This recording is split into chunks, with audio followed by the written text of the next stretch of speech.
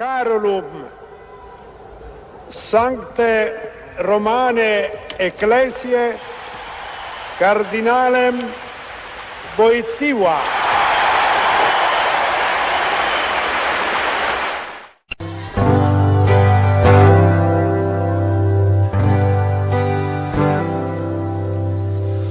Quanto já me emocionei ao ouvir a tua voz, quanto já chorei ao ler e escrever em brigou com tua vida, fez a igreja assim crescer. O mundo deu perseguições e Deus te deu consolações. O teu amor embriagou o mundo, que fez a tantos jovens mergulharem mais fundo. És o peregrino do amor, buscou os jovens com tanto ardor. Ninguém jamais andou por tantas terras, nem levou a paz a tantas guerras. Tentaram até calar a tua voz, em troca revelou o céu a nós. Um mendigo do meu Senhor, por isso eu te sigo, peregrino do amor.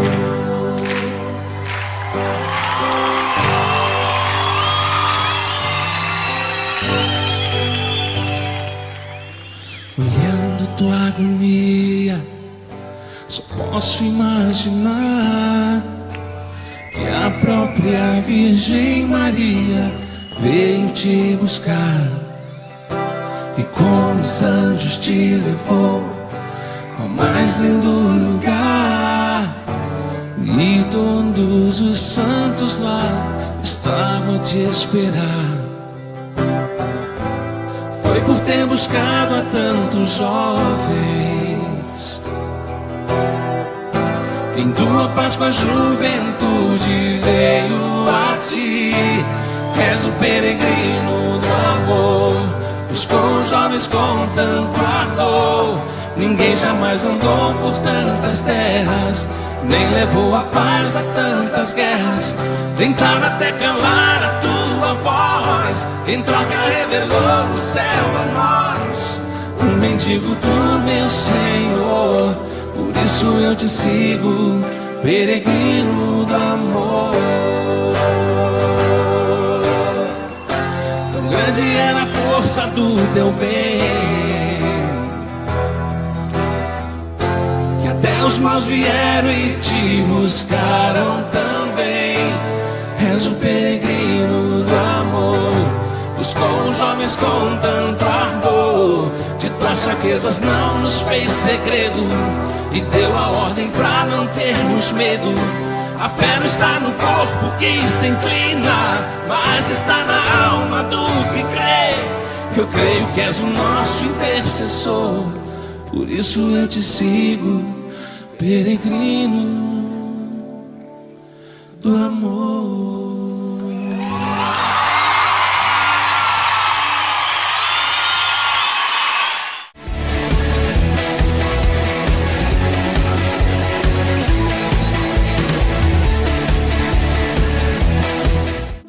Beleza? Então hoje 21 de outubro, hoje quarta-feira, 21 de outubro de 2020, amanhã é dia de João Paulo II, São João Paulo II. Nós vimos aí na nossa introdução do nosso Vamos de Música, já uma música belíssima, né, do Anjo de Resgate, na época em que Dalvin Magalo fazia parte do Anjo de Resgate, e compôs essa música, né, pois foi perto, né, assim, digamos, ali depois do falecimento de São João Paulo II. Né, e nós temos ele como grande intercessor, graças a Deus, né, no céu, né, intercessor dos jovens, intercessor de toda a humanidade, né, como santo, um padre que em vida já era muito santo, um papa que já em vida era muito santo. Então, nada mais justo que a gente falar aqui de uma carta dele, que ele escreveu para nós artistas. Lógico que eu não vou aqui abordar a carta toda, porque enfim a carta tem, ó, carta do Papa João Paulo II aos artistas.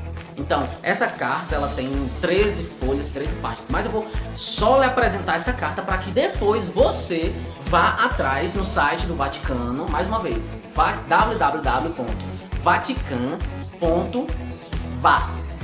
tá aqui na tela, tá certo? Eu vou colocar aqui na tela para você ir lá no site e baixar a carta aos artistas, tá certo? Para você se aprofundar, porque cada página, cada parágrafo desse documento tem uma riqueza inestimável, é maravilhoso. Então é o seguinte, na carta, ele já começa assim, olha só como é que João Paulo II começa essa carta. A todos aqueles que apaixonadamente procuram novas epifanias da beleza para oferecê-las ao mundo como criação artística. Epifania, a gente sabe que ele vem, esse termo é um termo em latim, é grego, não me lembro bem agora, não me recordo bem, mas ele quer dizer manifestação. Então, a todos aqueles que apaixonadamente procuram novas manifestações da beleza para oferecê-las ao mundo como criação artística. Isso aqui já abre de uma forma assim esplêndida, né? E aí ele cita Gênesis 1, capítulo 1, versículo 31, que é: Deus, vendo toda a sua obra, considerou-a muito boa. E aí ele já no início, ele vai abordar aqui 16 pontos. Eu não vou falar aqui ponto por ponto, porque, enfim, não dá pra gente fazer um estudo bem aprofundado aqui. Eu só vou apresentar, de fato, a carta pra vocês, tá bom? Pra que vocês depois possam fazer um estudo mais aprofundado. Então, o artista, imagem de Deus Criador. E ele vai dizer logo no início: ninguém melhor que vós, artistas, construtores geniais de beleza, pode intuir algo daquele patos com que Deus, na aurora da criação, contemplou a obra das suas mãos. Patos, que não é patos P-A-T-O, é P-A-T-H-O-S, patos. Então eu vou colocar aqui na tela para você o significado dessa palavra. Então esse patos com que Deus, ninguém melhor do que vós, artistas, construtores geniais de beleza, pode intuir algo daquele patos com que Deus, na aurora da criação, contemplou a obra das suas mãos.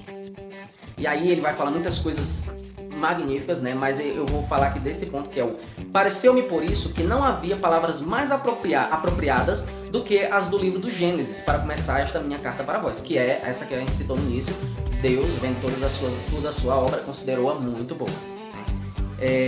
A quem me sinto, né? Parece-me por isso que não havia palavras mais apropriadas do que as do livro do Gênesis para começar esta minha carta para vós, a quem me sinto ligado por experiências dos meus tempos passados e que marcaram indelevelmente a minha vida. Ao escrever-vos, desejo dar continuidade àquele fecundo diálogo da igreja com os artistas, que, em 2000 anos de história, nunca se interrompeu e se prevê ainda rico de futuro do lineado terceiro milênio. Então ele vai falar desse diálogo entre a igreja e a arte, né? A música, a interpretação, enfim, a arquitetura, né? Então ele fala que aqui a quem me sinto ligado, né? Vocês artistas, né? Por experiências dos meus tempos passados. João Paulo II, ele no seu tempo como padre lá na Polônia, aliás, antes de ser padre, ele participava de um teatro, né? De peças teatrais, né, como ator. E quando ele se tornou padre, ele também promovia esse tipo de arte, né, como um meio de evangelização. Então por isso que ele se diz aqui muito ligado a nós artistas, né, no que se diz respeito à arte, né, para a evangelização, como essa epifania, essa manifestação da beleza de Deus. Não é simplesmente a nossa beleza, até mesmo nós não temos, né, mas enfim, mas dessa beleza que vem de Deus, que é de Deus. E aí ele fala: na criação artística, mais do que em qualquer outra atividade, o homem revela-se como imagem de Deus e realiza aquela tarefa, em primeiro lugar, plasmado a matéria estupenda da sua humanidade e depois exercendo um domínio criativo sobre o universo que o circunda. Com amorosa condescendência, o artista divino, que é Deus, transmite uma centelha da sua sabedoria transcendente ao artista humano, chamando-o a partilhar do seu poder criador. Gente, tem coisa mais bonita do que isso, né? Aqui, João Paulo II, ele coloca nós artistas, músicos, atores, etc., artistas plásticos, etc., como aqueles que recebeu uma centelha de Deus, da sabedoria divina, né, na nossa humanidade, e nós somos essa imagem de Deus, como ele diz aqui no início, né? Nós somos essa imagem de Deus. Deus nos concedeu essa centelha, esse pouquinho, né, da presença de Deus, da figura de Deus, né? E nós somos como que essa manifestação de Deus aqui na Terra, né, da sua beleza, que é a criação. Quanto mais consciente você, que é artista, nós artistas, né, você que tem um talento, né, não é só de cantar, não é só de tocar, não é, enfim, você que tem algum talento artístico, você tem essa centelha divina e você precisa crescer nessa consciência do dom que Deus lhe deu. Só assim é que você pode compreender-se profundamente a si mesmo e a sua vocação e missão. E aí ele fala sobre a vocação especial do artista, né? A vocação artística ao serviço da beleza, né? Ele fala aqui, o artista vive numa relação peculiar com a beleza, bem peculiar. Pode-se dizer com profunda verdade que a beleza é a vocação a que o Criador chamou com o dom do talento artístico. Olha só, gente. É pérola atrás de pérola. Veja só. Pode-se dizer com profunda verdade que a beleza é a vocação a que o Criador o chamou com o dom do talento artístico. E também este é certamente um talento que na linha da parábola evangélica dos talentos se deve pôr a render. Aí você não pode guardar o talento, enterrar o talento só, deixar só para você. Precisa se colocar a serviço, como diz aqui. Tocamos aqui num ponto essencial, diz o Papa. Quem tiver notado em si mesmo esta espécie de centelha divina que é a vocação artística, de poeta, escritor, pintor, escultor, arquiteto, músico, ator, adverte, ao mesmo tempo, a obrigação de não desperdiçar este talento, mas de o desenvolver para colocá-lo a serviço do próximo e de toda a humanidade. O dom que Deus nos deu não é só um talento para usufruto de você mesmo, mas como diz aqui, para colocá-lo ao serviço do próximo, do outro e de toda a humanidade. Gente, você pega uma carta dessa aqui, você tem que fazer um retiro, passar um dia, um final de semana inteiro rezando, lendo e rezando essa carta. E o trem vai passar. E o artista e o bem comum, né? Ele fala, de fato, a sociedade tem necessidade de artistas. A sociedade tem necessidade de artistas. Da mesma forma que precisa de cientistas, técnicos, trabalhadores, especialistas, testemunhas da fé, professores, pais e mães. O mundo necessita, a sociedade tem necessidade de artistas. Por isso você precisa colocar o seu dom à disposição, sempre para a evangelização. E aí ele vai falar sobre os primórdios, aí ele vai falar um pouco da história da arte na igreja. Desde da arte barroca, da arte da arquitetura, ele vai citar ali Constantino, que construiu a Basílica de São João de Latrão e a Basílica de São Pedro, que são basílicas lindíssimas. Eu tive a graça de entrar nessas duas basílicas e são perfeitas. Você não tem como você olhar para aquelas basílicas e não contemplar a criação de Deus, não contemplar o próprio Deus, né? Que colocou essa centelha divina naquele artista para construir aquela obra grandiosa que expressa ele mesmo, que expressa o próprio Deus.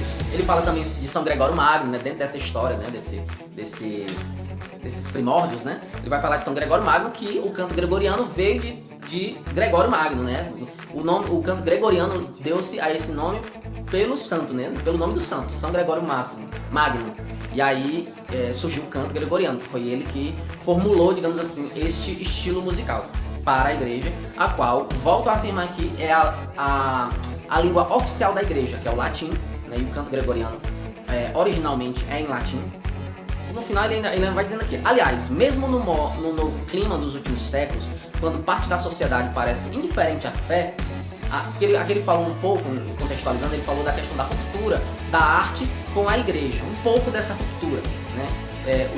A secularização, digamos assim, da arte, desvinculando da igreja a arte, né? E aí ele fala, né, que mesmo no novo clima dos últimos séculos, quando parte da sociedade parece indiferente à fé, a arte religiosa não cessou de avançar. A constatação torna-se ainda mais palpável se da vertente das artes figurativas se passa a considerar o grande desenvolvimento que nesse mesmo período de tempo teve a música sacra. Olha só, tá falando pra gente aqui, certo? Composta para as necessidades litúrgicas ou apenas relacionada com temas religiosos, sem contar tantos artistas que a ela se dedicaram amplamente. Aí ele fala alguns autores aqui, né?